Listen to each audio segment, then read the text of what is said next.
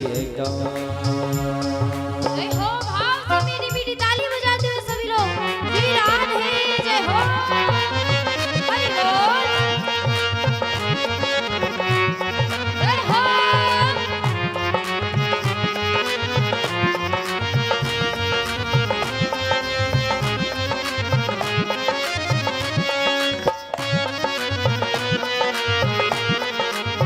जय हो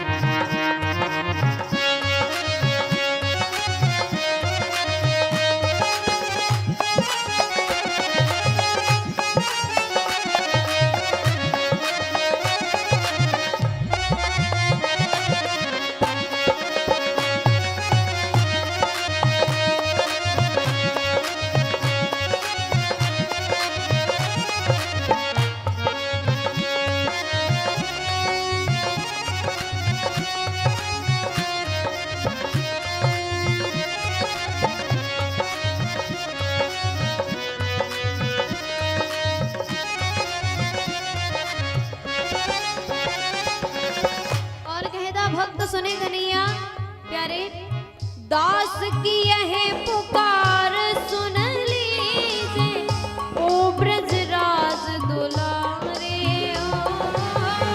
दास की विनती सुन लीजिए ओ ब्रजराज दुलारे। दास की यह पुकार सुन लीजो ओ ब्रजराज दुलारे दास की विनती सुन लीजिए ओ ब्रजराज दुलारे।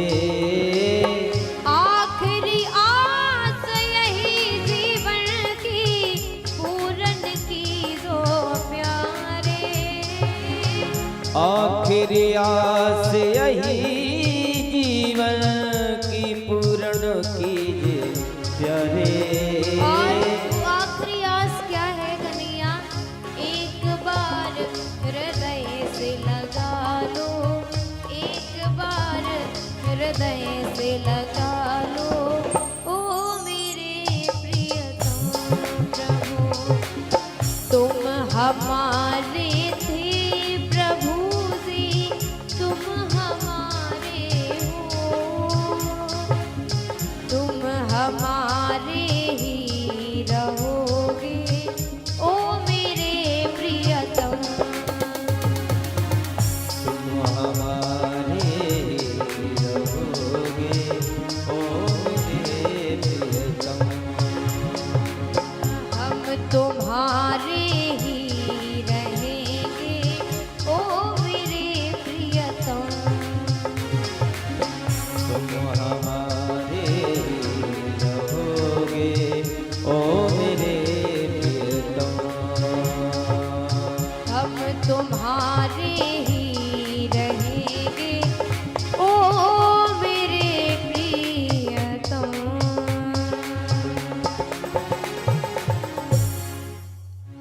बोलिए बांके बिहारी लाल की जय।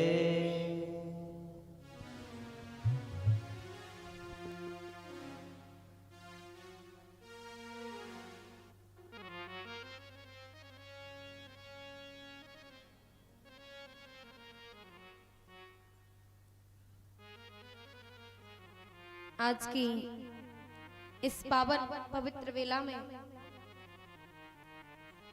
हम सभी भक्त मिलकर के आज कथा का कौन सा दिवस है परीक्षित जी कितने दिन हो गए तीसरा तो आज हम सभी भक्त मिलकर के तृतीय दिवस की कथा को श्रवण पान करेंगे। समय अधिक हो गया है लेकिन आज इंद्र भगवान ज्यादा प्रसन्न हो गए थे तो अब क्या करें किसी की गलती नहीं है उसमें।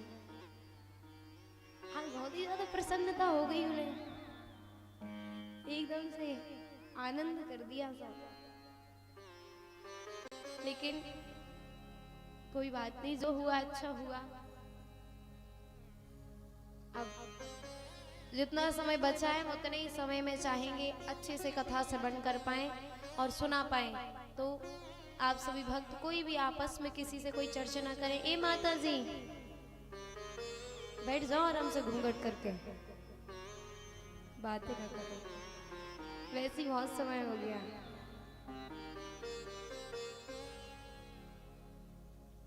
और आज की कथा में हम सभी बड़ी सुंदर भोले बाबा के सुंदर से विवाह का दर्शन करेंगे। बड़ी सुंदर उनकी बारात होगी, तो सब बारात जाएंगे और बिल्कुल झांकी भी आएगी हमारे सामने। भोले बाबा, पार्वती मैया, सबके हम दर्शन करेंगे। तो सभी भक्त अधिक से अधिक संख्या में आए और ये जो सुंदर सा समय हमें मिला है इसको व्यर्थ न जाने दें और बड़े भाव से प्रेम से भगवान की कथा को श्रवण पान करें।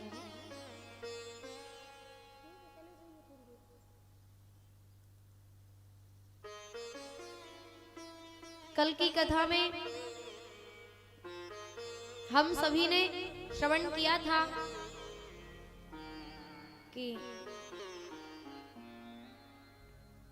जो राजा परीक्षित हैं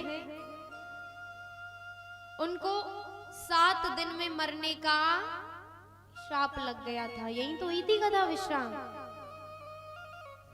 परीक्षित को 7 दिन में मरने का श्राप लग गया था। जब उन्हें श्राप लगा है, बड़े बड़े संत महात्मा मिलने के लिए आए, दर्शन करने के लिए आए।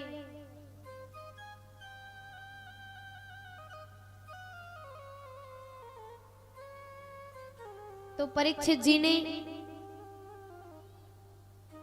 उनसे एक ही प्रश्न किया है कि महाराज आप आ तो गए हैं और ऐसे तो आपके दर्शन करके ही मेरा जीवन धन्य हो गया है, लेकिन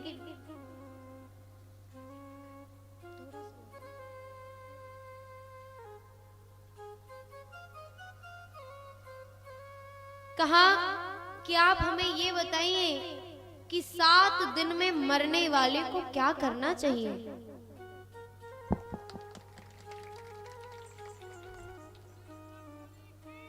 क्योंकि जो परीक्षित जी हैं इनको 7 दिन में मरने का श्राप लग गया है। अगर गौर किया जाए तो परीक्षित जी को 7 दिन में मरने का श्राप, फिर अरे उन्हें श्राप नहीं लगाए, उन्हें तो दान मिला है। कैसा वरदान आप कहेंगे? उन्हें तो श्राप लगाए कि 7वें दिन उन्हें मर जाना है, तक्षक आएगा, डसेगा और उनकी मृत्यु हो जाएगी। तो ये श्राप नहीं है, ये उन्हें वरदान मिला है। क्यों? क्योंकि उन्हें पता है कि जो कुछ भी होना है 7 दिन के बाद ही होना है, और 7 दिन के पहले कुछ भी होने वाला नहीं है। अब तक्षक आएगा, जो भी आएगा वो 7वें दिन आएगा, जो भी होगा वो आज से 7वें दिन होगा, और अभी 7वें दिन से पहले कुछ भी होने वाला नहीं है। तो उन्हें तो वरदान मिला है कि 7 दिन तक तो कुछ होना ही नहीं है, और हमें तो एक पल की भी हम गारंटी नहीं ले सकते कि क्या हो जाए एक पल बाद। बताओ, भरोसा है विश्वास कि आज हम बड़े सुंदर तरीके से कथा सुन पा रहे हैं और कल हमारे साथ क्या घटना घट जाए, क्या हो जाए, कोई भरोसा है इस बात का? किसी को पता नहीं है। कल की तो छोड़ो, एक पल बाद क्या हो जाए हमारे साथ इसका भी कोई पता नहीं है। और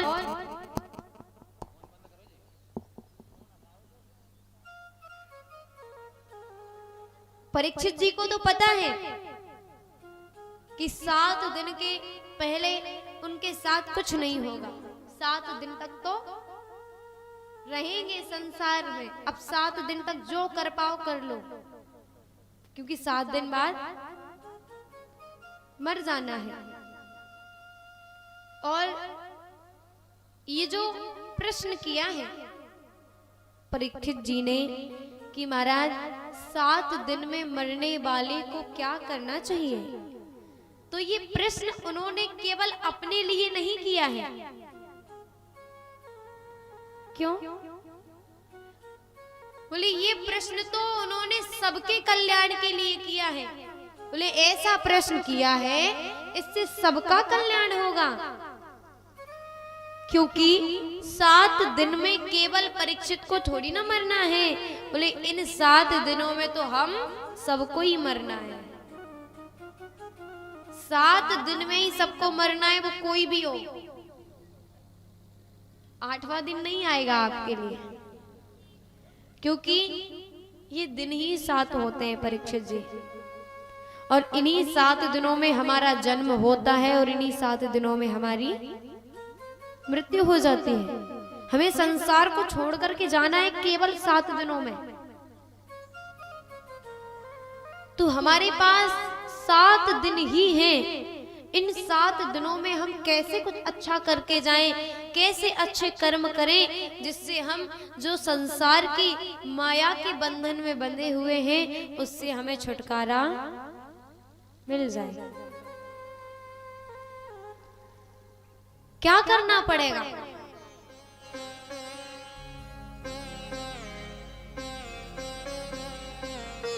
श्री सुखदेव जी महाराज ने सुना परीक्षित जी के प्रश्न को, सुनकर के बड़े प्रसन्न हुए। अरे राजन, आपने जो प्रश्न किया है बड़ा ही सुंदर प्रश्न किया है। वरीयाने सते प्रश्नः क्रतो लोक हितम नृप आत्मवित सम्मता पुंसा श्रोतव्यादि सुया पर। श्री सुखदेव जी महाराज बड़े प्रसन्न हुए। वाह राजन, आपका जो प्रश्न है बड़ा ही सर्वश्रेष्ठ प्रश्न है, बड़ा ही उत्तम प्रश्न किया है आपने। अरे कम से कम तुम्हें इस बात का पता तो चल गया कि हमें 7 दिन में संसार से जाना है तो कुछ अच्छा करके जाएं। अरे धिक्कार तो ऐसे लोगों को है जो दूसरों की मृत्यु को देख कर के भी अनुभव नहीं करते हैं कि आज अगर किसी और की मृत्यु हुई है तो वो दिन भी जरूर आएगा कि हमें भी इस दुनिया को छोड़ करके जाना है। लोग अनुभव नहीं कर पाते हैं, नहीं समझ पाते हैं।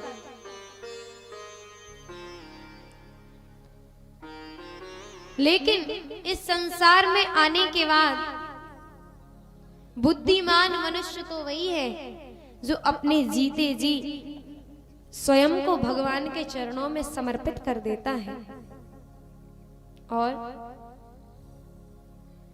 जो भगवान की भक्ति में लग जाते हैं, स्वयं को भगवान को सौंप देते हैं, उनकी सुंदर सुंदर कथाओं का श्रवण पान करते हैं। तस्मात् भारत सर्वात्मा भगवान ईश्वरो हरि। तस्मात् भारत सर्वात्मा भगवान ईश्वरो हरि।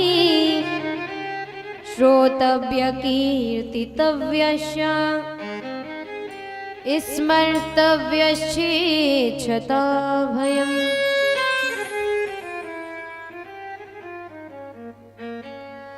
जो भगवान की कथाओं का श्रवण पान करता है, श्रोतव्य कीर्तितव्यश्च उनका कीर्तन करता है, स्मर्तव्य चेच्छता भयम् उनका स्मरण करता है, उनका ध्यान करता है, वही मनुष्य धन्य है संसार में।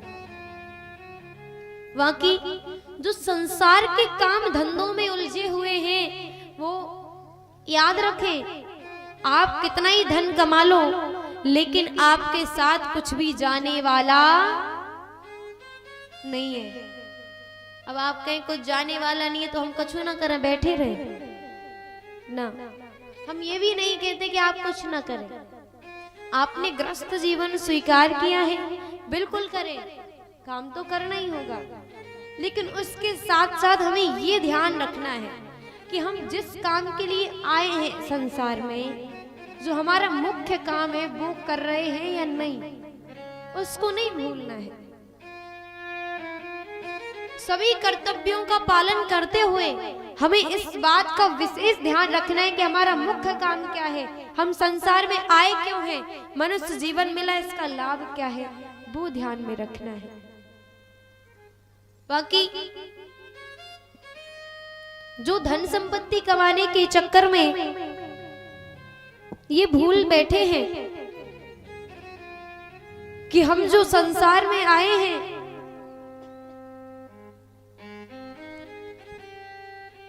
किस लिए आए हैं, क्या करना है, क्यों आए हैं।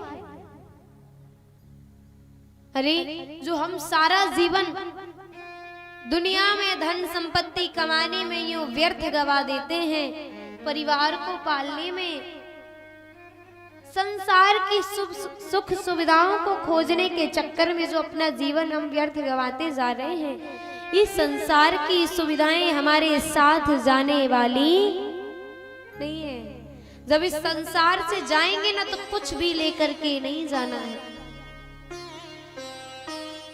एक पैसा भी आपके साथ नहीं जाएगा। अरे जब आप संसार को छोड़ करके जाएंगे ना तो आपके साथ तब क्या जाएगा, आपने कितना भजन किया है, कितना सत्संग किया है, कितने सत्कर्म किए हैं, कितनी कथाएं सुनी है, कितना दान किया है, ये साथ जाएगा, बाकी धन संपत्ति साथ जाने वाली नहीं है। ऐसे लोगों के लिए कहा गया है, सुने, फूलों की सेज पर सोने वालों, कब्र में सेज नहीं होती। फूलों की सेज पर सोने वालों, वहाँ कब्र में सेज नहीं होती। और इतना धन कमा कर कहाँ ले जाओगे, क्योंकि कफन में जेब नहीं होती। अरे इतना धन कमा कर के कहाँ ले जाओगे, वहां कफन में जेब नहीं होती, नहीं ले जा पा। और मनुष्य जीवन की एक बड़ी विडंबना है कि जो मानव जीवन हमें मिला है, इस मनुष्य जीवन को पाने के बाद हमारी मन से कभी चाह समाप्त नहीं होती है। चाह यानी इच्छाएं, कामनाएं, ये कभी समाप्त होती ही नहीं है। इच्छाएं तो बढ़ती जाती हैं हमेशा, अनंत है, कोई अंत नहीं है इच्छाओं का। आज ये चाहिए, कल वो चाहिए, फिर वो चाहिए, वो चाहिए, मतलब कभी ऐसा नहीं होता है कि अब सब कुछ मिल गया, अब कुछ नहीं चाहिए। ये तो मन कभी मानने को तैयार हुआ ही नहीं किसी का, कुछ ना कुछ चाहिए। आशाएं, इच्छाएं जागृत होती रहती हैं, बढ़ती रहती हैं, कभी समाप्त नहीं होती। लोग भगवान से कहे, प्रभु बस थोड़ी सी कृपा करो, घर में थोड़ा धन संपत्ति दे दो, और धन आ गया फिर कौन सी चिंता, फिर तो भजन ही भजन है, फिर क्या करने, तो भजन ही करने। भगवान ने सोचा चलो ठीक है, बेचारा परेशान है, धन दे दिया, अब धन आ गया, अब फिर इच्छा बढ़ गई।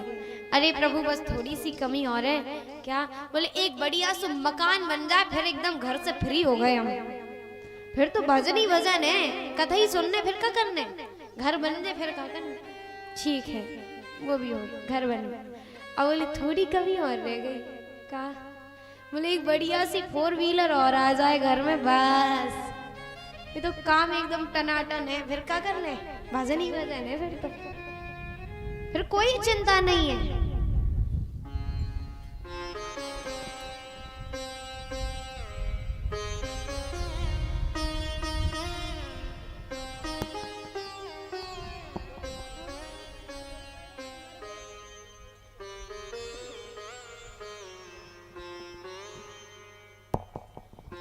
श्री राधे।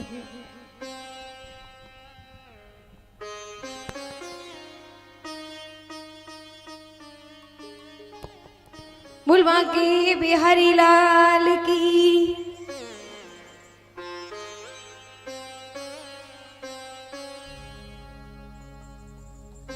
तो मनुष्य जीवन की कभी चाह इच्छाएं समाप्त नहीं होती हैं। चाह कैसे बढ़ती रहती है, हमेशा बढ़ती जाती है। ये हो जाए, वो हो जाए, पता नहीं क्या क्या हो जाए, बस मिलता जाए कुछ न कुछ। हमें कुछ नहीं करना है। ये इच्छाएं कभी समाप्त नहीं होने वाली हैं। आप इच्छा तो रखें, लेकिन हमारी इच्छा कैसी होनी चाहिए?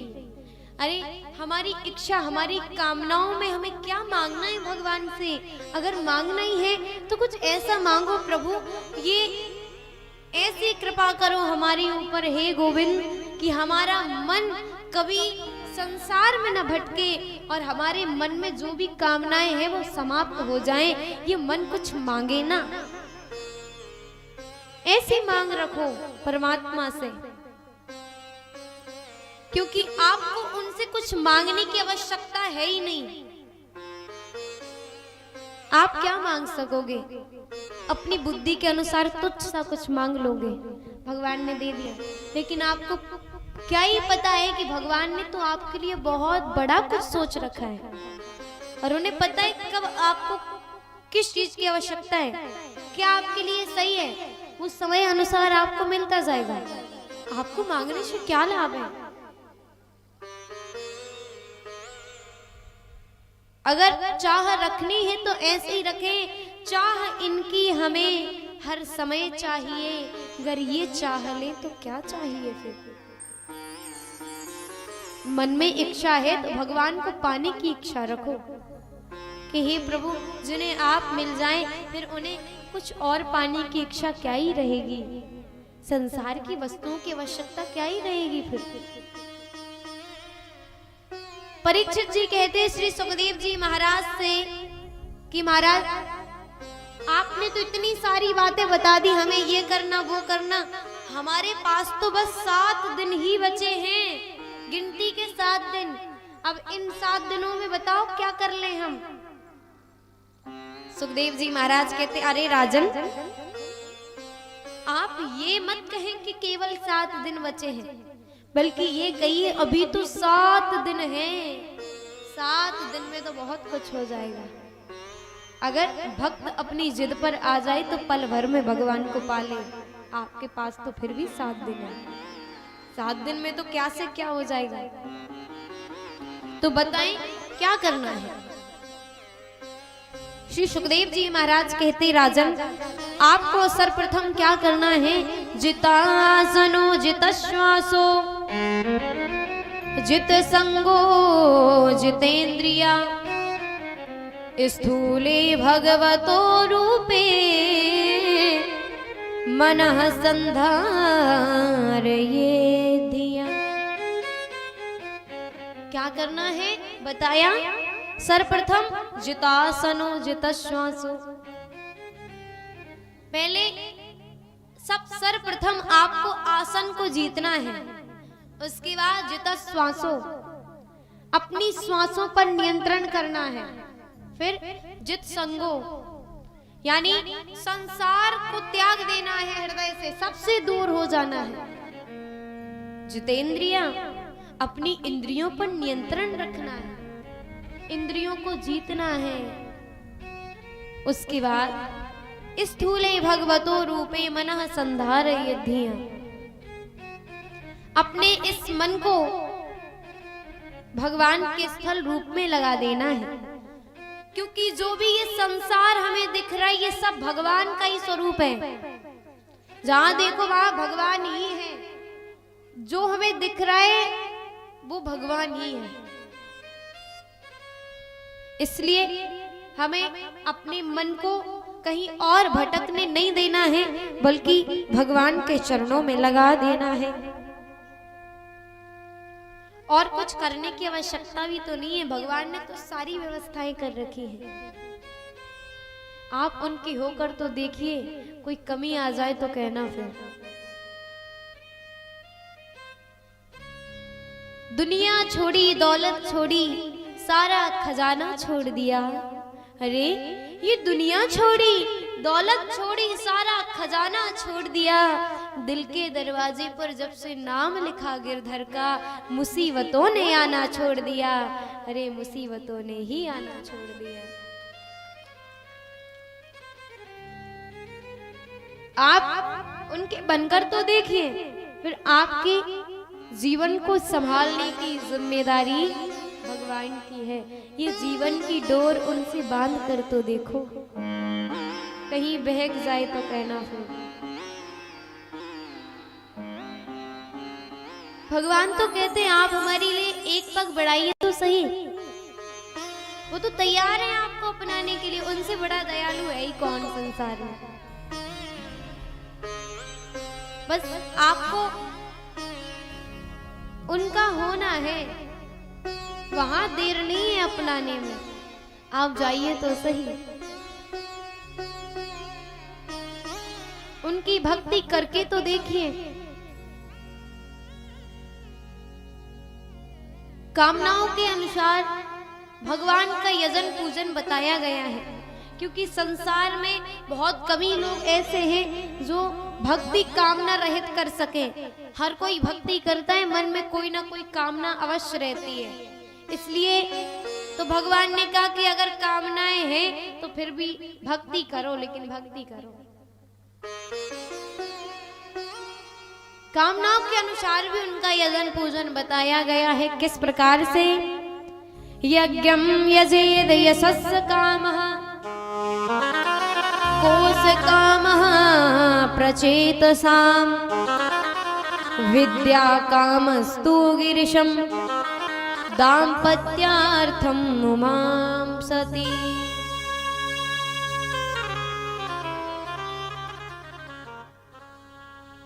अगर मन में यश की कामना है, यज्ञम यजेद यशस्य कामः, भगवान यज्ञ नारायण भगवान का पूजन करें।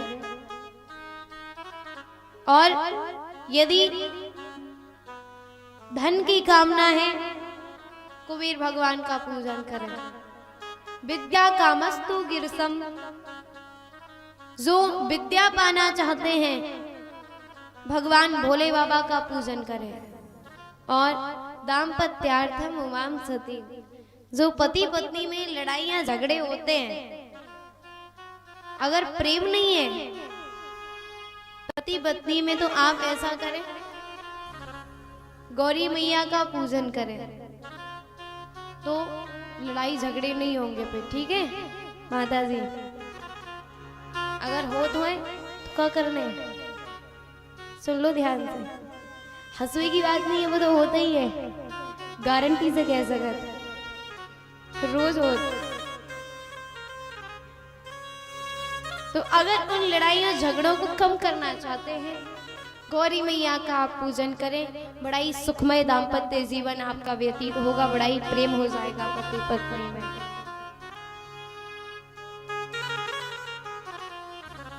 राजा परीक्षित जी श्री सुखदेव जी महाराज से पूछते हैं कि महाराज अब आप हमें कृपा करके ये बताइए कि संसार की सृष्टि की उत्पत्ति कहां से हुई है, ये सृष्टि प्रारंभ कहां से हुई है?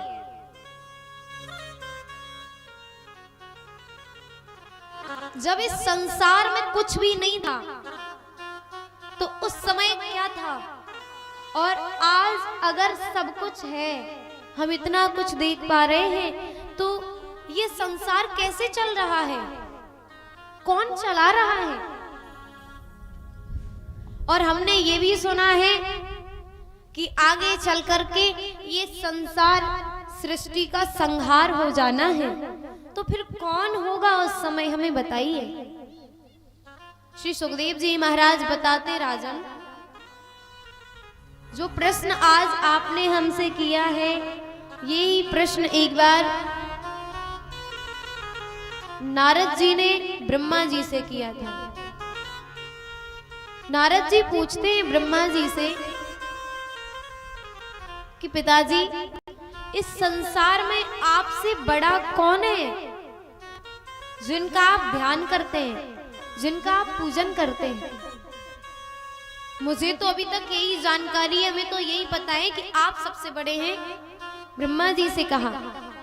लेकिन हम देखते कि आप भी किसी का ध्यान करते, किसी का पूजन करते हैं, तो आपसे बड़ा कौन है जिनका आप ध्यान करते हैं? ब्रह्मा जी ने बताया कि जिस समय में संसार में आया और आने के बाद अपने मूल स्थान को खोजने के लिए निकल पड़ा, मुझे कोई स्थान न मिला। क्या हुआ? उसी समय आकाशवाणी के माध्यम से स्पर्श वर्ण का 16वां और 21वां अक्षर सुनाई दिया और मैंने तप किया। ब्रह्मा जी कहते, जब हमने तप किया, तपस्या की, उस तप से भगवान नारायण प्रसन्न हुए और भगवान नारायण प्रसन्न हुए तो प्रसन्न होकर के भगवान नारायण ने ब्रह्मा जी को चतुश्लोकी भागवत का उपदेश दिया और ब्रह्मा जी से सृष्टि की रचना करने के लिए कहा कि आप ऐसा करो, संसार की रचना करो, सृष्टि को आगे बढ़ाओ। तो जब संसार में कुछ नहीं था, कोई नहीं था, तो कौन था? भगवान नारायण। भगवान नारायण की नाभि से कमल उत्पन्न हुआ जिससे ब्रह्मा जी हुए और ब्रह्मा जी के द्वारा इस सृष्टि की रचना की गई।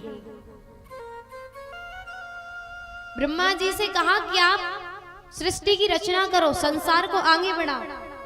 ब्रह्मा जी कहते भगवान नारायण से कि आप हमें इतना बड़ा कार्य सौंप रहे हैं और कहीं हमने ऐसा किया, सृष्टि की रचना की, तो हमारे मन में अभिमान ना आ जाए। अभिमान आना स्वाभाविक है, क्योंकि जरा सा कुछ पाने के बाद, थोड़ा सा ही कोई पद मिल जाए, उसके बाद हम इतने अभिमानी हो जाते हैं। फिर ब्रह्मा जी को तो इतना बड़ा काम मिला है, बोले संसार की रचना करना। अभिमान आना तो स्वाभाविक सी बात है। बोले अब उनसे बड़ा काम किसी को क्या मिलेगा? बोले हमें ने सृष्टि की रचना करी, हमसे बड़ों को है, बताओ। आज जरा सा कुछ हमें मिल जा रहे, हमने किया, जो भागवत हम करवा रहे, अगर हम नहीं होते तो नहीं हो पा रही थी। कितनी मेहनत करी हमने दिन रात, अरे हमारी वजह से हो रहा जो कुछ हो रहा। अब ऐसा ब्रह्मा जी के मन में कहीं ऐसा भाव ना आ जाए, बोले संसार की रचना हमें ने करी, सबके बाप हम है, बताओ। कहीं वो अभिमान उन्हें ना आ जाए, अभिमान। लेकिन भगवान नारायण ने कहा ब्रह्मा जी से, सृष्टि के पूर्व केवल मैं था और आज ये सृष्टि अगर है, संसार में जो भी दिख रहा है सबके अंदर मैं ही हूं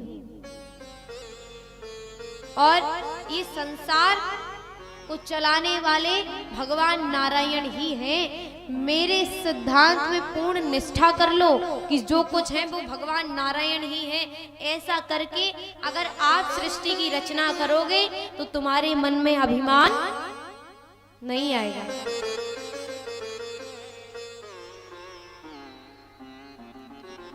ब्रह्मा जी को भगवान नारायण ने चतुश्लोकी भागवत का उपदेश दिया है और अभी जो हम भागवत की कथा सुन रहे हैं, इस भागवत में, श्रीमद् भागवत महापुराण में कितने श्लोक हैं बताओ? जो वेद व्यास जी महाराज ने रचना की है, इस भागवत में कितने श्लोक हैं पता है किसी को? अगर है तो वो हाथ खड़ा करके हमें बता दे कि हमें पता है कि कितने श्लोक हैं भागवत जी में। वो तुम्हारी नहीं नहीं, और किसी को पता है? भगवा दी तुम।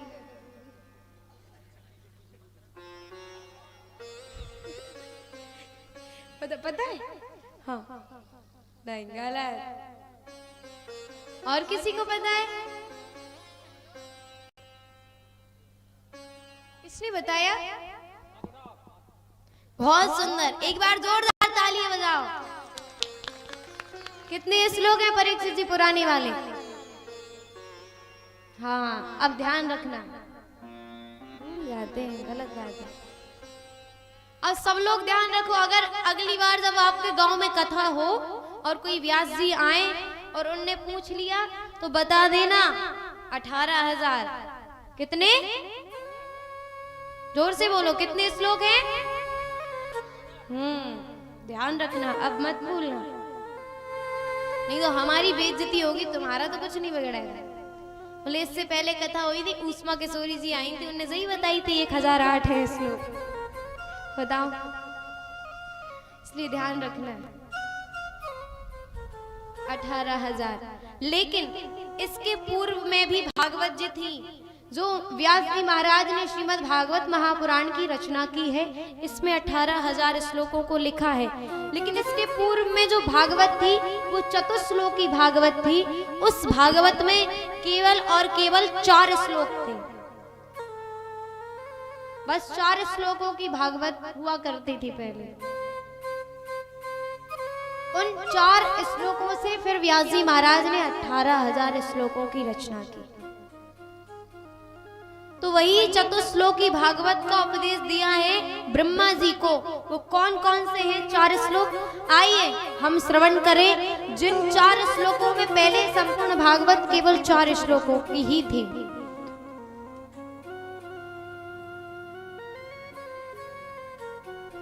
कौन कौन से हैं वो 4 श्लोक? अहमेवाशमेवाग्रे नान्यद यद सद सत परम पश्चादहं यदेतच्च यो विशिष्येत सोऽस्म्यहम्।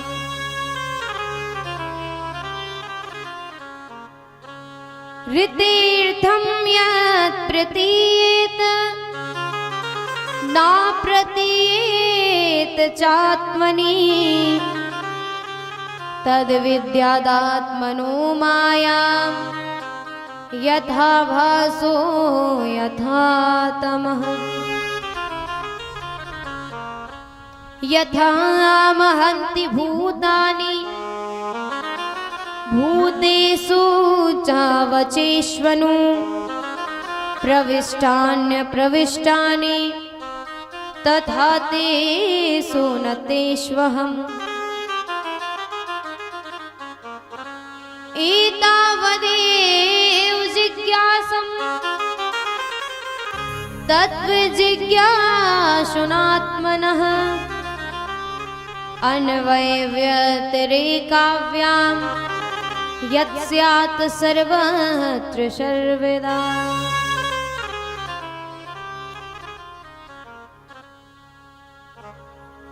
ये 4 श्लोक, इन्हें चतुश्लोकी भागवत कहते हैं। ब्रह्मा जी को सृष्टि की रचना करने का कार्य मिला है। भगवान नारायण ने कहा है सृष्टि की रचना करनी है। ब्रह्मा जी के दाहिने भाग से मनु महाराज और वाम भाग से शतरूपा प्रकट हुई। मनु महाराज से कहा कि आप ऐसा करो, इस संसार को आगे बढ़ाने में हमारी सहायता करो, सृष्टि को आगे बढ़ाओ। और हम सब जो हैं वो मनु महाराज की संतान है, इसीलिए हम मनुष्य कहलाए। मनु महाराज के द्वारा ही मनुष्यों का जन्म हुआ है, हम सभी उन्हीं की संतान है। मनु महाराज से कहा कि आप संसार को आगे बढ़ाने में हमारी सहायता करो। मनु महाराज ने ब्रह्मा जी से कहा कि अरे पिताजी, आपने कह तो दिया सृष्टि को आगे बढ़ाओ, लेकिन सृष्टि को आगे कैसे बढ़ाएं? पृथ्वी तो है ही नहीं, पृथ्वी नहीं है। उस समय पृथ्वी कहां थी? बोले पृथ्वी नहीं है, कहां सृष्टि की संरचना करें? ब्रह्मा जी चिंतन करने लगे और ब्रह्मा जी चिंतन करते हुए ब्रह्मा जी को छींक आ गई और नासिका के द्वारा 12 भगवान का प्राकट्य हुआ। बोलिए 12 भगवान की जय हो। 12 भगवान अंगूठे के बराबर, जिनका रूप देखते ही देखते पर्वताकार हो गए।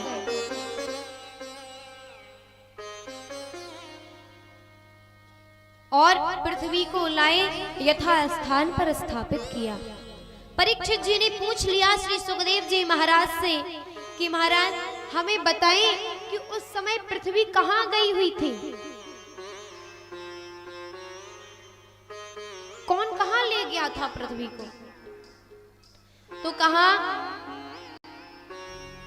कि कश्यप महात्मा, इनकी 2 पत्नियां हैं, दिति और अदिति, जिनमें से दिति के द्वारा हुआ दैत्यों का जन्म और माता अदिति के द्वारा हुआ देवताओं का जन्म। एक दिन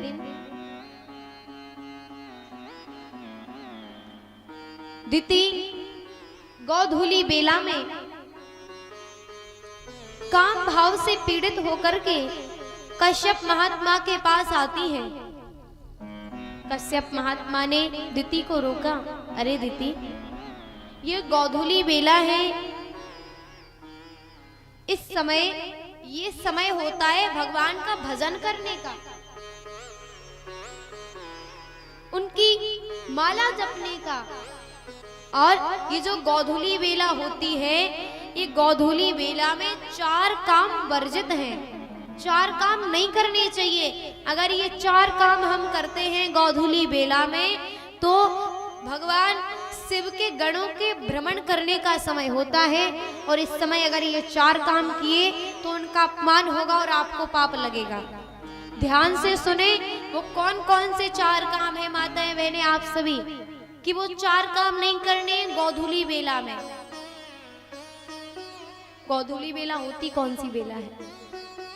संध्या के समय जब सूर्य अस्त होता है, उस समय की बेला जिसे गोधूली बेला कहते हैं। उस समय 4 काम वर्जित हैं, कौन कौन से सुने?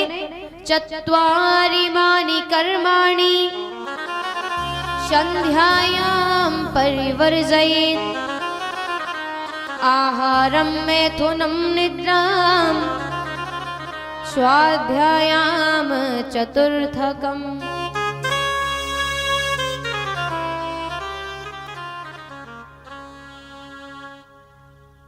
कौन कौन से 4 काम हैं बताया?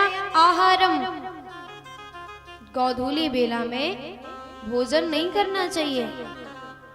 अगर आप ऐसा करते हैं, गोधूली बेला में अगर भोजन करते हैं, तो आप रोगी हो जाएंगे। उस समय भोजन नहीं करना चाहिए। और गोधूली बेला में सोना भी नहीं चाहिए। अगर आप गोधूली बेला में सोते हैं, आप आंखों के रोगी हो जाएंगे। स्वाध्यायाम यानी गोधूली बेला में पढ़ना भी नहीं चाहिए, अध्ययन नहीं करना चाहिए। अगर जो विद्यार्थी गोधूली बेला में आप अध्ययन करते हैं, पढ़ाई करते हैं, तो आपकी विद्या नष्ट होती चली जाएगी धीरे धीरे। इसलिए गोधूली बेला में पढ़ना नहीं चाहिए। और अगर गोधूली बेला में संभोग किया जाता है, तो आपकी जो संतान होगी वो राक्षस होगी। समझाया दिति को, लेकिन दिति नहीं मानी, कश्यप महात्मा की बात को नहीं मानी, श्राप दे दिया। अरे दिति, तुमने भगवान शंकर के गणों का अपमान किया है, मैं श्राप देता हूं, तुम्हारे गर्भ से जो संतान होगी वो राक्षस होगी।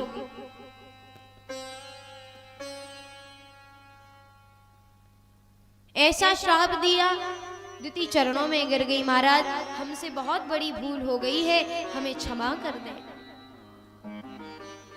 कश्यप महात्मा ने कहा कि दीदी तुम्हारे गर्भ से जो संतान होगी राक्षस तो होगी, किंतु उनका कल्याण करने के लिए, उनका उद्धार करने के लिए स्वयं परमात्मा को आना पड़ेगा। दीदी ने 100 वर्ष तक अपने गर्भ को धारण किए रखा। 100 वर्ष के बाद 2 पुत्रों को जन्म दिया, वही उनका नाम हुआ हिरण्यकश्यपु और हिरण्याक्ष। हिरण्याक्ष और हिरण्यकश्यपु जो हैं ये बड़े शक्तिशाली, बड़े ही बलशाली हैं। एक दिन हिरण्यकश्यपु से कहा हिरण्याक्ष ने, भैया देखो तो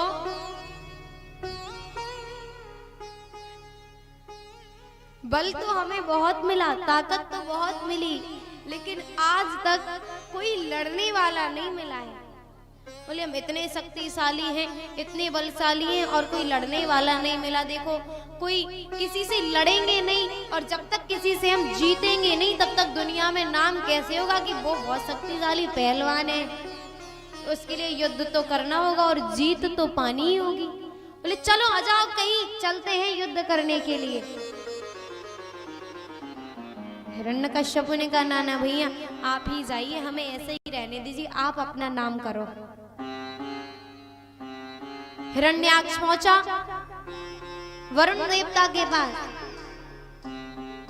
अरे बैठा बैठा क्या कर रहा है, लड़ाई करना आता है? अगर आता है तो चला हमारे साथ युद्ध कर।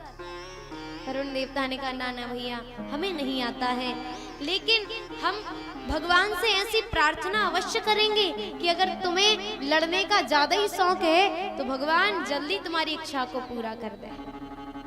लौट करके गुस्से में चला आ रहा था, देखो तो हमारे साथ युद्ध नहीं किया।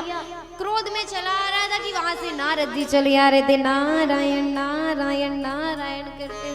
अरे बाबा क्या नारायण नारायण लगा रखा है, कुछ लड़ाई झगड़ा करना आता है कि ऐसे ही बस नारायण नारायण? नारद जी ने कहा ना भैया हमें लड़ाई झगड़ा करना तो नहीं आता। देखो हमें लड़ना भिड़ना तो नहीं आता, लेकिन 2 लोगों को आपस में लड़ाना भिड़ाना बड़े अच्छे से आता है। बोले तुम्हारी अगर ये इच्छा है तो बहुत जल्दी पूरी हो जाएगी। अब हिरण्याक्ष को कोई लड़ने वाला नहीं मिला, बड़ा परेशान। क्रोध में आकर के क्या किया, पृथ्वी को उठाया, उठा करके पाताल लोक में ले गया। 12 भगवान से कहा ब्रह्मा जी ने जाओ पृथ्वी को लेकर के आओ, यथा स्थान पर स्थापित करो। 12 भगवान जाते हैं और पाताल लोक में जाकर के पृथ्वी को अपने मुख पर स्थापित किया और मुख पर धारण करके लेकर के आते। वहां हिरण्याक्ष ने देखा, कहता अरे ओ जंगली सुअर कहां ले जा रहा है पृथ्वी को? अगर पृथ्वी को कहीं ले जाना है उससे पूर्व हमारे साथ युद्ध करो। लेकिन 12 भगवान ने कहा पहले हम जिस काम के लिए आए हैं वो काम कर ले, बाकी दुनिया के लोगों से बाद में ही निपट लेंगे।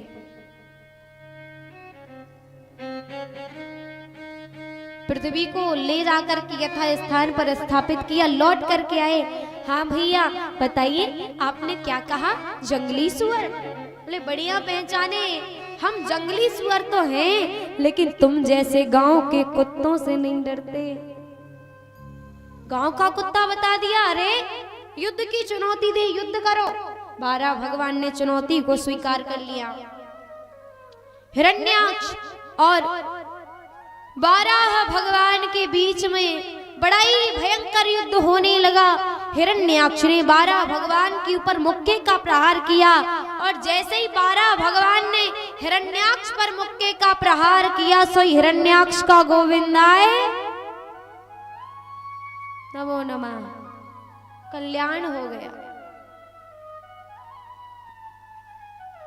इसीलिए आप कितने ही शक्तिशाली क्यों ना हो, कितने ही बलशाली, ये ताकत ही नहीं, किसी भी प्रकार से आप अगर शक्तिशाली हैं तो हमारे मन में अभिमान नहीं होना चाहिए इस बात का कि अरे हमारे पास तो ये है वो है, अब हमारे सामने कौन टिकता है, हम ही सब कुछ है। इस बात का अभिमान कभी नहीं होना चाहिए, क्योंकि इस संसार में कितने ही आए और आकर के चले गए, ना तो कोई कुछ लेकर के आया और ना ही लेकर के गया है। वही अगर आपका व्यवहार ऐसा होना चाहिए, आपका स्वभाव इस प्रकार का होना चाहिए कि जब आप जिससे मिले तो एक बार अगर किसी से मिले वो आपसे दोबारा मिलने की चाहत रखे, अरे वाह वहां गए थे, वहां के लोग तो बड़े अच्छे हैं, भगवान दोबारा मिलाए। और अगर आपके हृदय में अभिमान है तो अभिमानियों से कौन प्रेम करता है? अभिमान रख करके आप क्या कर पाओगे?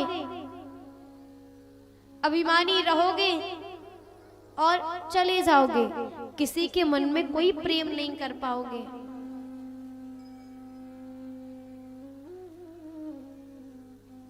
हम संसार में अगर आए हैं, ये तो सौभाग्य हमारा है कि मनुष्य जीवन हमें मिला है, भगवान की इतनी कृपा हुई है। फिर हम अगर ये मानव जीवन मिला है तो मानव बन करके क्यों नहीं रह रहे हैं?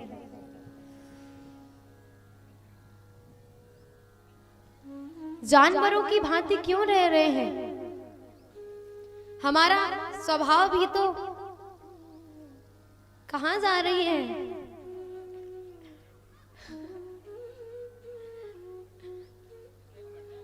आगे आ जाओ, आगे।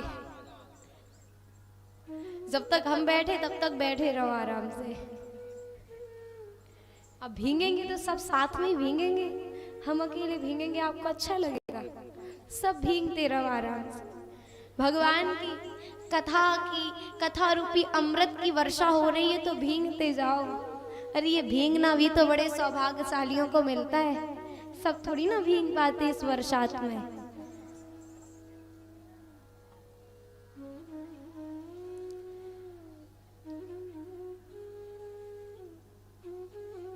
अगर आप अभिमानी बनकर के रह रहे हैं संसार में तो आप कभी किसी के अपने नहीं हो पाएंगे, कभी किसी के मन में अपने लिए प्रेम नहीं पैदा कर सकते। अरे प्रेम तो प्रेमियों को ही मिलता है। क्या रखा है अभिमान में? क्या मिलेगा? क्या होगा दूसरों से ईर्ष्या करके? ना तो हमने कुछ किया है और ना ही कुछ करने की औकात हमारी है। अगर आज कुछ हमारे पास है तो ये भगवान की कृपा है, उसमें हम अभिमान करें। अगर हम किसी को कुछ दे पा रहे हैं तो ये हम नहीं दे रहे हैं, वो काम भगवान का है, ये आपके हाथों से करवा रहे हैं। ये आप तो कृपा मानिए कि कृपा है आपके ऊपर, इसमें आप अभिमानी बन करके रहें तो कोई लाभ नहीं है। इसलिए हमेशा प्रेमी बन करके रहना चाहिए, ताकि इस संसार से चले भी जाओ ना, फिर भी लोगों के दिलों में हमेशा जिंदा रहो। क्योंकि आपके धन संपत्ति से दुनिया वालों को क्या करना है ये बताइए? अगर आपके पास धन संपत्ति है तो आप किसी को दे थोड़ी ना रहे हैं, ये आपका है, वो आपके ही पास रहेगा। कोई किसी को कुछ नहीं देता है। और अगर हम दे सकते हैं किसी को तो प्रेम ही दे सकते हैं, यही हमारे पास है जो हम बांट सकते हैं। और ये अगर बांट लिया तो हमेशा लोगों के हृदय में आप जीवित रहेंगे, लोगों के हृदय में हमेशा स्थान बना रहेगा। क्योंकि संसार में तो 4 दिन के लिए आए हैं, जाना है। इसलिए कुछ ऐसा करके जाएं कि हमेशा लोग हमें याद रखें। ऐसे बनकर के नहीं रहना है कि जब चले जाए तो गए ठीक रहो जे चले गए, परेशानी कर लो इन गांव भर को। ऐसे बनकर के नहीं रहना है, क्योंकि ये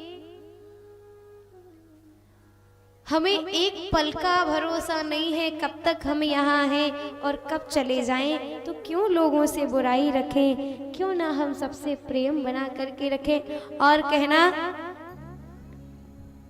जाने ये दुनिया,